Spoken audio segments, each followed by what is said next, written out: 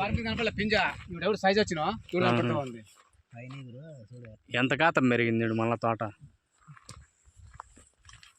వానల కాలం great no. అంత వానలు పట్టుకున్నా కూడా మచ్చ లేకుండా ఉరివే. అదే 30,000 40,000 అదే చూస్తలేదు. నిన్న 100 నిన్న జయహో బాగుంది. అప్పుడు రేట్ తక్కువ టెంపో వాళ్ళే సైజు ఉంటాయి కదా కాయ. ట్రిప్ తిడిస్తే వారానికి తిడిస్తాడు ఆయన. పని ఎక్కువ ఆయనకి.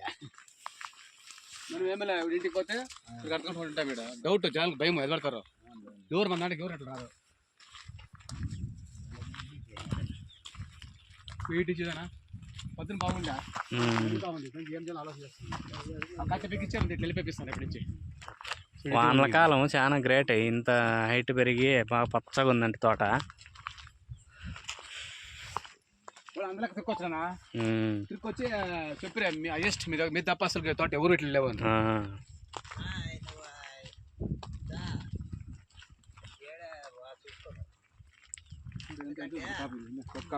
అవును కొత్త కాపు.